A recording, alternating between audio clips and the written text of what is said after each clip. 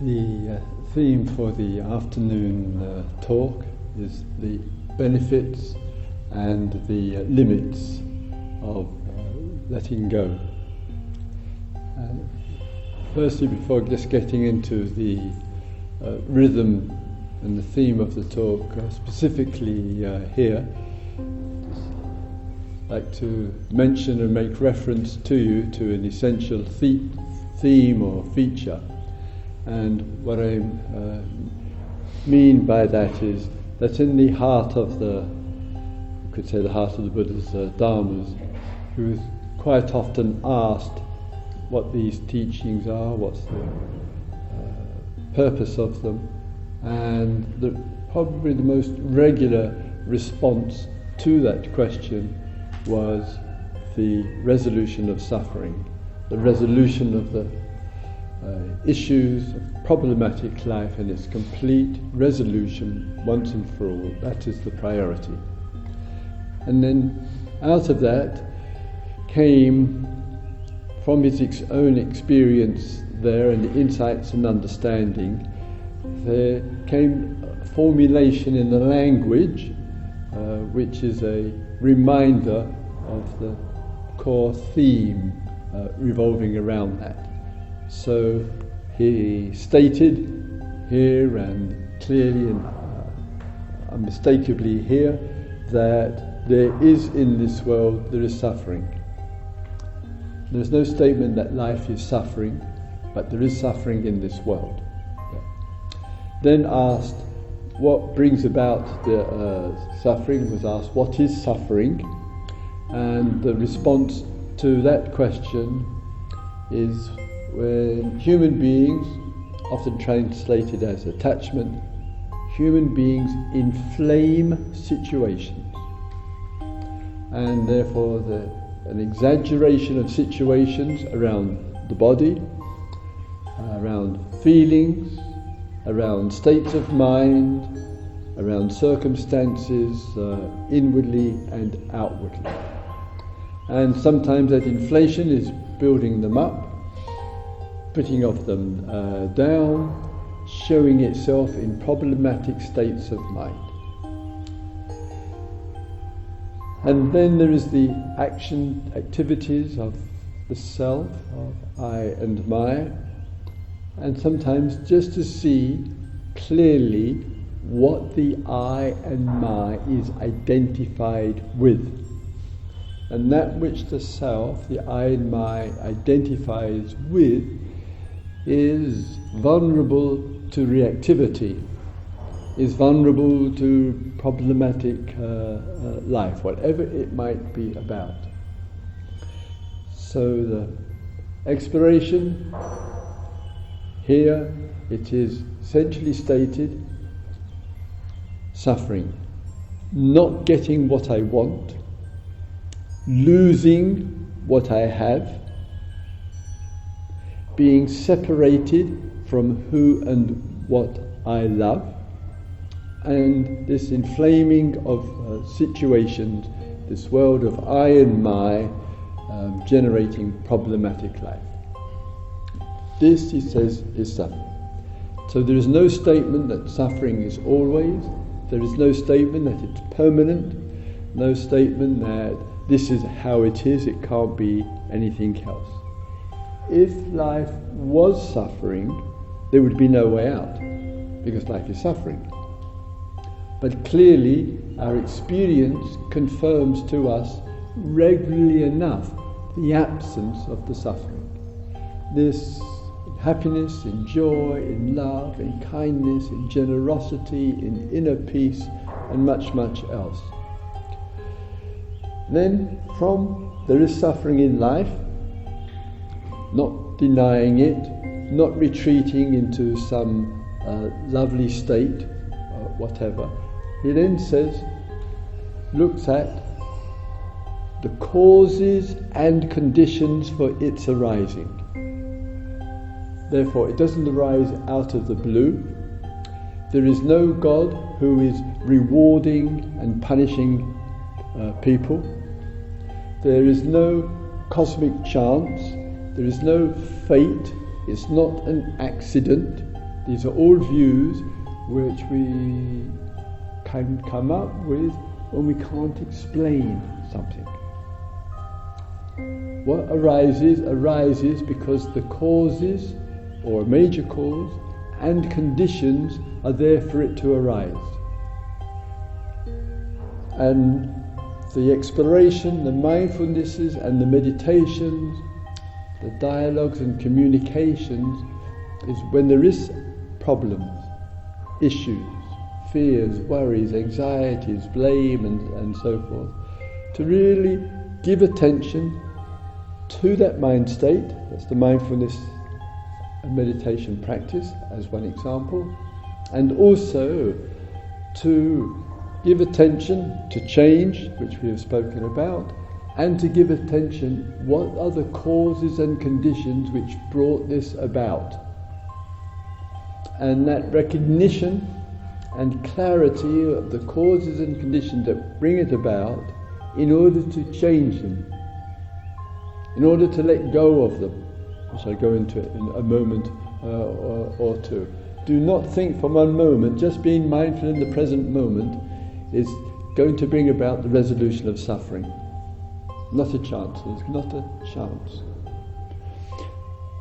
And then the third noble truth there is that there is the resolution. There is the knowing and the seeing, quoting the Buddha for a moment here, of a way of being in which suffering is largely gone. In some cases, a human being can say there is no suffering in one's life. Pain and the conditions of pain are not viewed in the same way as suffering is viewed. And then the fourth of these, using the language of noble, we might say great truths of life. They're not just the views, they are not just opinions, it's not just an idea. That's why the strong language of truth is used here. There is the truth of suffering. It's not just a view and opinion. Can't undermine it that way. There are causes and conditions for arising. It is the truth of life. It doesn't come out of the blue, it doesn't come from nowhere, it doesn't come by chance, it comes because the causes and conditions were there for it to arise. And then thirdly, there is the resolution. And sometimes in the modest way, which we have touched upon here, we know there are situations in our life which have been or are difficult for us. We've looked at those causes and conditions. We have recognized some real change is needed. We've made the change and say, wow, that suffering, that was causing me so much difficulty. Wow, it isn't any longer. So the resolution is not an unknown to us. It's not some vast metaphysic in a long-term future. We actually do have genuine and authentic experiences of knowing the end of suffering over something there. And then the fourth is called the way, the path. The encouragement with the path, in the classic language, eightfold path, and the classic language of that, in a way, is very specifically and concretely for us to remind us every area of life is worth addressing. Quite different from the yogis. The yogis said, oh, if you sat and you meditated, you just sat in the cross-legged posture, liberation or enlightenment would come to you. Or the religious people said, if I prayed enough to God, then God would listen to my prayers and that would open up my heart and consciousness. I would be free from sin and I would be with God. And the Buddha, in the exploration that he took, didn't go in either of those two directions there, of the yogis or of the religious believers, and instead put the emphasis on the wisdom, on the community exploring together, and also on each link in the Eightfold Path, to say that every aspect of what your life is about, what my life, our life, it really is worth exploring. And then he detailed the major ones, our view of life, and the small and the big. What's our view of life? What's our understanding? The exploration of our intentions and the motivations, of language, of speech and communication, the exploration of livelihood, of our actions there, of what's a creative effort in life, what's worth being mindful of, what's worth concentrating on. So we look at that and say, well, this is all about my life, the richness and the fullness of it there, and therefore it's a very expansive kind of view. And so when we speak of practice, we actually hear the references to the totality of the day and not limiting it down, say, to a sitting posture or to some prayers or whatever it might be. So these four truths of life, the Pali actually is the four truths of the noble ones. The four truths which are important for those who wish to live a noble or dignified way of life. Such persons will be concerned with suffering, inwardly and outwardly, the causes for it, the resolution of it, and the way to resolve it.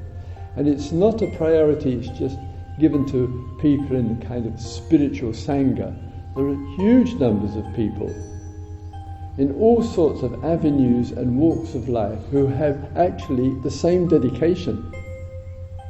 When there's a major street accident, an airplane crash, a fire, a storm, etc., there are people who are really looking at suffering that came out of it. What caused this suffering to arise? What's going to resolve this? What's the way to resolve it? And I was speaking to the first pilot on a flight actually last year from Tel Aviv into London, and we were just chatting away for a few minutes, and he said he's the first officer and he was just coming back from Jerusalem for a wedding of his brother, and I said to him, it's extraordinary how few plane crashes there are. And he said to me, this plane, whatever it was, this plane which we are sitting on, this model of this plane takes off or lands every 2 to 3 seconds of every day of the week. Just this model. And I said, but there's so few crashes, so few accidents there. And he said, we are so trained with our ears as well as our eyes to listen to the slightest nuance of anything that might possibly, and we are going through these tests day in and day out to ensure the safety of the passengers. And of course the airline company has a big interest because it needs the safety of the passengers for its own reputation and so forth. But the real commitment, and I know from my sister's eldest son who's a pilot, and my sister's daughter is married to a pilot, so there's lots of aeroplane talk around the dinner table when I see them time to time. But it's just, in a way, concerned with suffering, concerned with any causes for it, the resolution of it, and the way to resolve it. So it's not just exclusive to the meditators. It's a genuine concern. What's significant is the application of it and the commitment of it. The Buddha is saying, let's make this the priority of life, not the pursuit of pleasure, not the career, not being somebody important in status in life. Let's really make this the priority. And that is the thread that runs through the teachings. One aspect of this exploration there is the letting go. And it's valuable and important with the exploration of letting go to see the benefits, which I'll talk about first, and then the limits there. Because sometimes the limits are neglected and not appreciated enough. And what I mean by this is with the benefits. There are times we have certain experiences, whatever they may be, and the experience has some impact upon us. And with the impact upon us, we feel and recognize how impressionable we are. We're very actually vulnerable. We're more sensitive creatures than we're sometimes willing to admit. And this sensitivity as creatures that we have generates some insecurity with us. And insecurity that may be in talking with other people, maybe insecurity of experiences from the past, the insecurity of one's getting older, what's going to happen to me, will anybody take care of me, how will I die, whatever it might be. These are genuine life issues. They are genuine concerns which we in this hall and elsewhere, all around the world, would actually have. So there is life going on. At times, the insecurities of life, the uncertainties of life, are really obvious to us, and we can feel in the insecurities and in the uncertainties that the past, the present, and the future really can be standing out with those insecurities there. So sometimes the looking to the past there, we might say to ourselves, well, that which happened to me, I can't change. This happened to me. I was traumatized, I was brutalized, I was abused, I was forgotten, I was neglected, I was unloved, I was violated, or whatever it might be, heart, mind and body. We say, I can't change the event. But the exploration, when there is something resolved, and we might remember that situation or sequence of them very, very well. It doesn't mean to say that painful past situation was a lie. It doesn't mean to say that you and I are exaggerating what happened. We might be able to remember extremely well, extremely clearly these events of life. But in the remembrance, it feels very painful. In the remembrance, one feels hurt, disappointed, wounded, let down, misunderstood, rejected. One feels that in the looking back upon that. And therefore, in some way or other, there is a carrying of the past. It is giving it enough weight that those difficult memories and situations which carry, so to speak, to the present, and the view. Remember, the first thing in the Eightfold Path is important. The view that we have is such that it's still impacting, it still hurts. We still feel disappointed, we still feel a failure, we still feel let down, or whatever it might be. The finding of the fresh view. What is a way to look at the past in which there's no denial, not saying, oh, it's just a dream, it's an illusion, it's all Maya, there's only the now, not using this spiritual nonsense. But more importantly, what is a view that one can look at one's past, one's history or aspects of it, clear, honest, no suffering. Not suffering over it anymore. Just not. And that fresh view, this is the important bit, that fresh view, it might be a little bit vulnerable. The old view might come in very quickly, it wants to come back, so to speak. But the fresh view, which is viewing clearly, wisely, and it's no longer a problem, as that view develops, the old is let go of. And the importance of that is that we sometimes tell ourselves, it's one of the problems with the letting go, oh, I should let go. It's been hurtful, I've been neglected, this person gave me a hard time, this person has a pathological mind state, this person was blah, blah, blah, blah.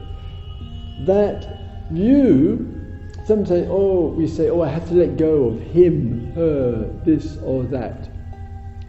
It may not be possible. It may be asking too much just to let go of. It might require a completely fresh view, and in the fresh view that comes, the letting go takes place. Not just trying to persuade ourselves that I should be able to let go. This let go word is like a mantra, it is. It kind of ends up being used as some kind of answer to all one's prayers, and it's thrown around in these meditation halls left, right and centre. I should let go, I need to let go, I must let go. Yawn, yawn.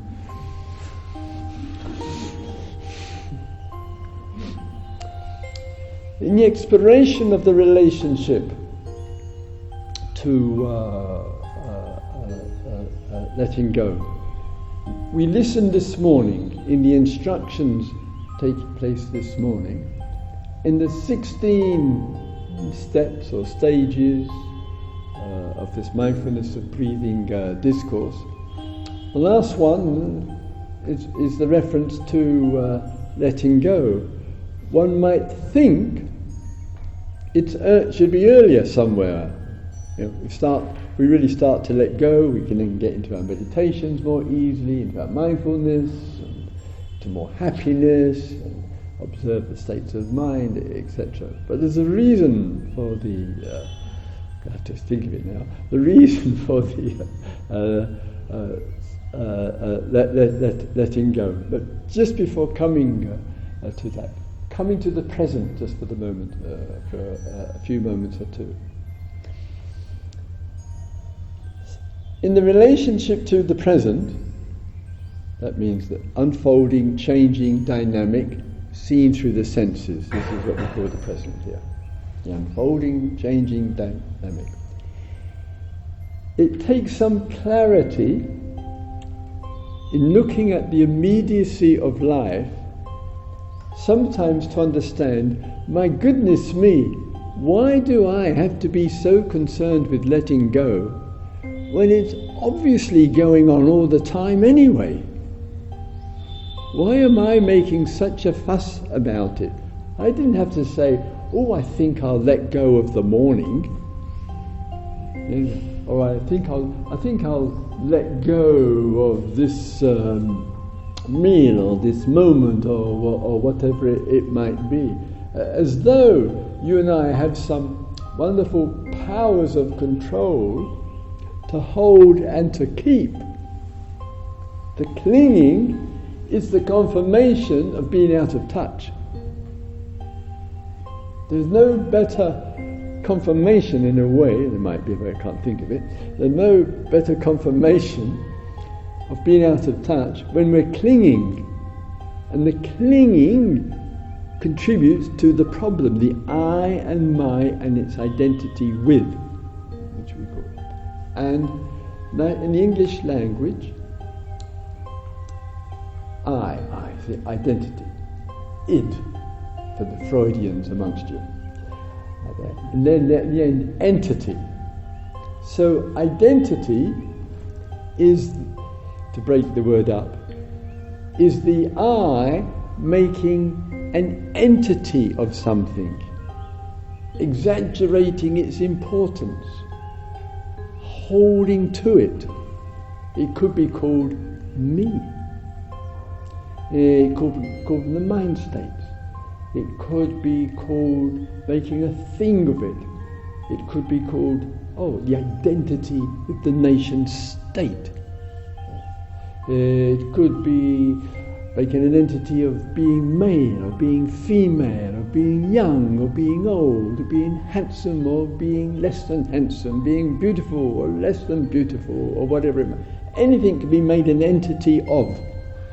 It's putting in thought, feelings, views and opinions and building up, holding on to, and we can't move on. Made an entity, an identity out of it. There. If you're not quite sure what I mean, you probably had at some point in your life relationship. It could be the relationship with the lover. It could be the relationship with the family member. It could be a relationship with the close friend. And something was built up around him, her, this or that. Life is going on, and we're not going on moving with the rhythms of it because we made an entity out of a dynamic, out of a situation, and we're still living in the past. This is life doesn't care two hoots about our living in the past. Doesn't care a damn. It just carries on. And we want to just go on living in the past, more or less, you might say, gosh, life says, good luck. Life is moving on, and we are still indulging in yesterday and yesteryear and parents and kids and old things of life, and it's there. And life is just moving on. And if we don't move with it, gosh, we can't be in touch because we're holding to what was. And when you get older, one has to be extra careful. Sometimes some of us have to be a little bit more mindful. Surprise, surprise. A little bit more mindful. We can look at the past. I catch myself doing it, and one can get nostalgia for the past. I remember when. And you think, I remember when the Thai monastery in Bodh Gaya was outside the village. You had to walk outside the village to get, because there were fields. And some people nodding their heads and saying, I remember when, you're getting older too, and I remember when, etc. And I remember when the kids just walked to school, 5 years old, 6 years old, 7 years old, and they walked home, and little boys and girls, they walked home, they held hands, and now the parents are taking their kids to school because they're afraid and have concerns for their safety, etc. I remember when we didn't have internet, when we used to be able to talk to each other without interruption. I could go on and on here. I'm over 70, etc. Life has moved on. We've got to live, we've got to breathe, we've got to feel it through and not hold to the old. Life is that movement of time. It's extraordinary in its movement and in its expression. And similarly too in our relationship. It's rather similar with regard to the future as well. There is some thought about the future. We have a right, we're human, to have some thought about the future. That the future emerges there. But in the relationship to the future, it's not only what are we thinking about, but what is the feeling, intention, mode of the being in relationship to the future? And to be extremely vigilant if the relationship to the future is coloured by a tendency towards hope and fear. If it's coloured by a tendency towards hope and fear. With the hope, the vulnerability with the hope, even though it generates a nice feeling, I hope this will happen, I hope the earth will be okay, I hope the next generation will survive, or whatever. The hope and the building up of hope has the shadow in it of disappointment. Where there's hope and projection, the vulnerability is that hope crashes and one ends up in disappointment. And the part that I don't think there is a Pali word for hope in the Buddhist language. And there is a word which I forget, and there's a certain precision in it, and the tone, when you and I give some attention to the future, which we need to do, the tone of it is, I wish this will happen, but it may not. That I call intelligence. I wish this would happen, but it may not. Hope and fear, that mode, the coming out of the inner life, that movement inside, lands on the thought or the view with regard to tomorrow, next week, or whatever. And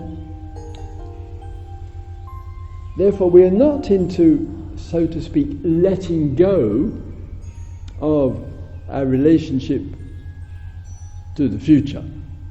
We couldn't do anything, could we? That's what they have the timetable for, and the planning and the organising. We do organise, we do plan, etc.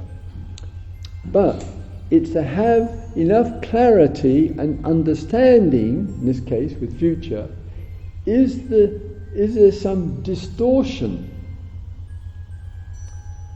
in the perception of the future, and particularly, is it precise and accurate the way we're looking? Is it skillful? And especially, is there infecting it with hope and fear? And therefore the letting go is not renouncing or rejecting the future as such, but the recognition is of finding ways to respond wisely, mindfully, lovingly, supportively, being clear about that, and clear there's no guarantee of a goal or a fruit or an outcome. And it's our challenge in life just to find that relationship in which, in the theme of the talk with you today, is to really recognize and know what in life is worth letting go of. And it doesn't apply to everything.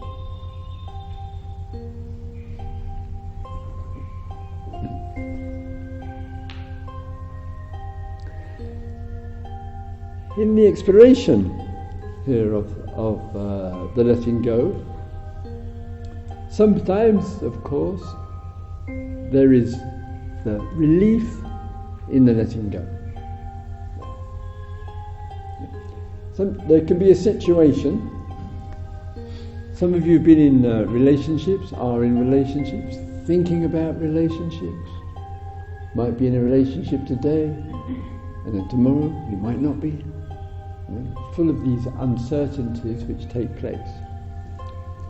And in the dynamic, taking a relationship for example, there, two people or more, could be a community as well here, events occur and there is some anguish and frustration and hurt and difficulty. And sometimes in this, one person's, she or he, whatever the circumstance, has said to her himself or to the other, I need to step out of this relationship. Whatever it might be about. It could be work, could be personal, could be activity, could be anything at all. I need to step out of this. I need to change. For the person who is on the, if it's a person, on the receiving end, she or he could feel quite powerless. I didn't want this change to happen. This change has come about. You've sacked me, you've fired me, you don't want me in this job anymore, you don't want me in this relationship anymore, you don't want to see me anymore, or whatever. And quite often, the one who is on the receiving end, who feels, understandably, I have been let go of. In many, many ways, I have been let go of. And that person really can feel hurt and anguish and disappointed and didn't have a chance to have a voice in all of this. It could seem like, therefore, the power lies in the boss. The power lies in the one who makes the decision to let go of the other. The power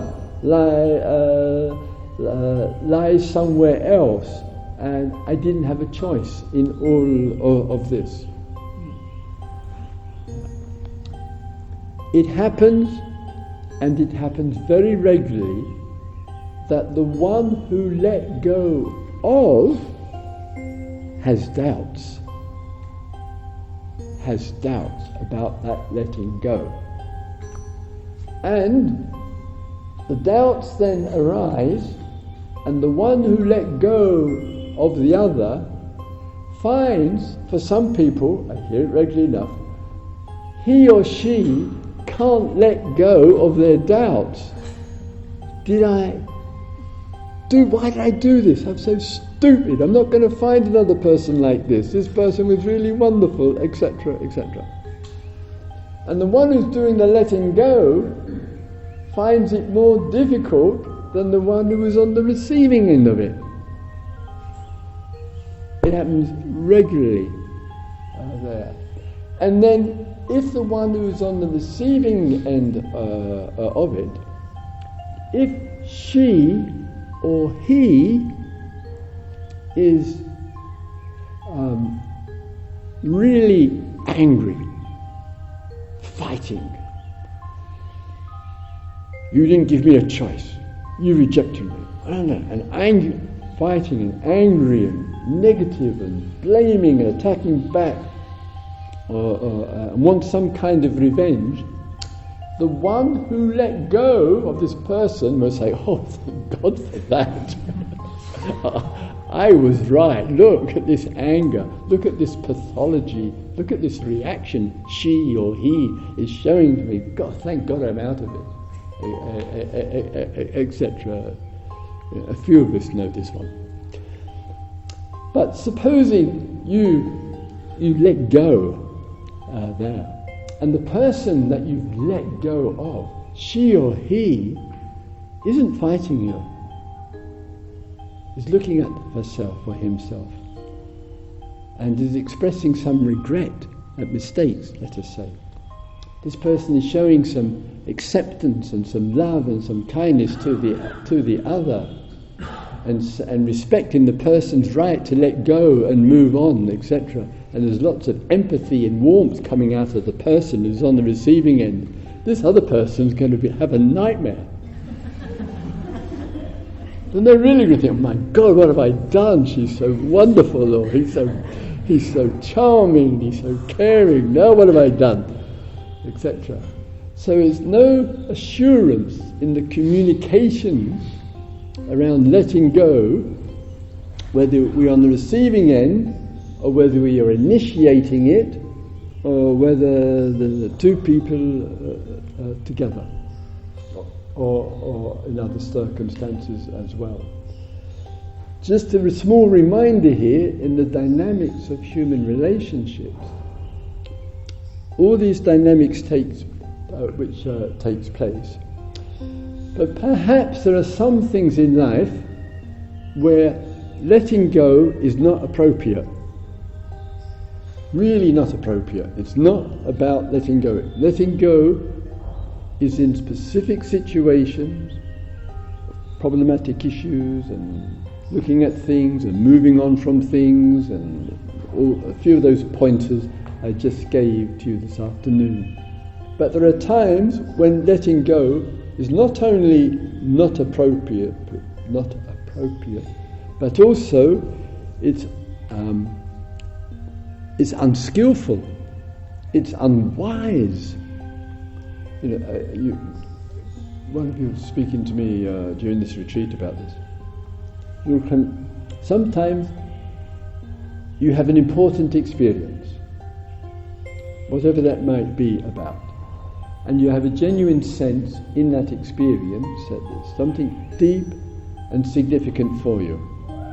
And then you perhaps, in this case as an example, you go and see a teacher there. And then the teacher, because sometimes he or she simply either hasn't had the experience, or doesn't understand its significance, or has nothing to say about it because it's out of their consciousness, so to speak. So what does the teacher say? Oh, it's just another experience. Just one more thing to let go of. And and then one goes out after one's 10 minutes or 2 minute interview. Oh, yeah, it's just another experience, just one more thing to let go of. Everything's to be let go of. It's a terrible disservice to experience. It's a terrible thing to say to a person, no, it's just one more experience to let go of. Really, a real serious error of judgment and viewpoint. There are experiences which take place, spiritual, emotional, secular, whatever, genuinely are important. We don't want to let them go. Sometimes that in the field of that experience, rather than an attitude of letting go, the attitude is much more letting it be. Not letting it be just to let it be, but to respond and see, are there any insights here? What is this informing me of? What can I realize in this particular experience? Spiritual or religious or secular, whatever it might be. And we don't want to always be, oh, it's just coming and it's just going to go. Because out of those experiences and the understanding, that understanding can go deep inside the being, and much wisdom and support for the daily life. And then in its own natural way, that experience which arose and presented itself there will fade and pass, and we can move on, or we may bring that experience, that spiritual, mystical, sacred experience, or any other kind, and remember, because sometimes it's after the event we get a fresh perspective again, and we get some more insight out of it and more understanding out of it. And therefore the letting go is not, so to speak, you and me doing the letting go, or or just saying it's just another experience, but we're being receptive, we're learning from it, and in its own way it lets us go, so to speak. In its own way we move on from it. There. There are experiences as well in which, in the touch upon us and in the impact of it, it may be very quiet inside the being there. The view may arise, quite a common one, nothing is happening. So before it was, oh gosh, there's so much going on in my meditations, it's so difficult, so many ups and downs going on, so many thoughts taking place, but now nothing is happening. And when the view arises or comes up, oh, nothing is happening, nothing is going on, of course there will be a reaction to that, and in the reaction to that we'll try and do something to make something happen, so something's going on there, and one starts having nostalgia for all the miserable experience one had for the first 5 days. It's because nothing is happening. Be grateful. In the nothing is happening there, while just quietly checking in with the mode of being, the quiet relaxation, sometimes in the nothing is happening, don't be concerned, please, with trying to let it go. Nothing is happening. Oh, it's obvious. I've got to really do something, so something is happening. It could be that in the depths of the being, when just nothing is happening, which includes no interest in the breath, no interest in meditation, no interest in the day or whatever, and just nothing is happening. It's just the rhythm, but nothing is happening. It could be that there is far more happening than what one sees, but it's happening outside of that small field of consciousness. It's happening, but we can't pick it up. And if we're quietly patient with the nothing is happening, we're really watching the view arising which says, I am stuck, this isn't going anywhere, which it isn't, thank God, and it's just the way that it is.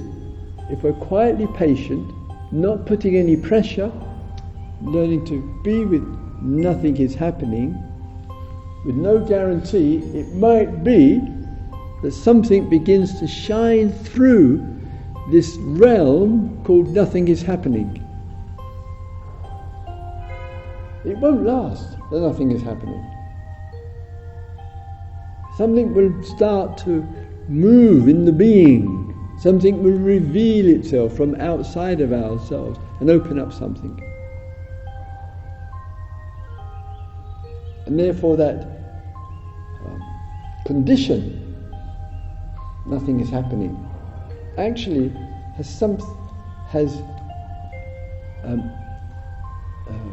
is, to use a rather poetic term, is pregnant with potential. How about that? It's pregnant with potential. And we're interested in the actualization of this potential. So let's explore the value, the benefits of letting go. Let's be as clear as possible about the limits when it doesn't seem appropriate. And that understanding there will genuinely contribute to wisdom and to a liberated way of being. Let's have a quiet minute, shall we?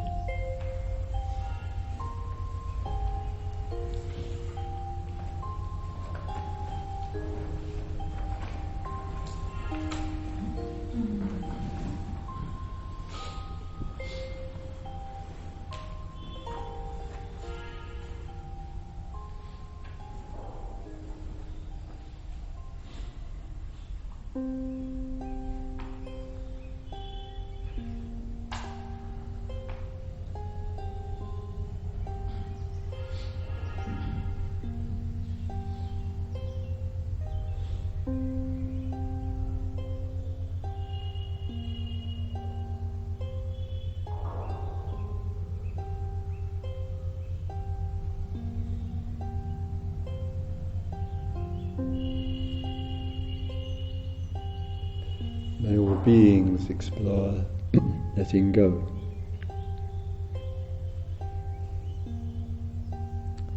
May all beings find the wisdom with regard to what reveals itself.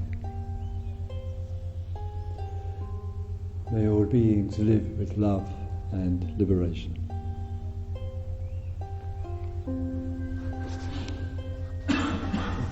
Thank you for lending an ear.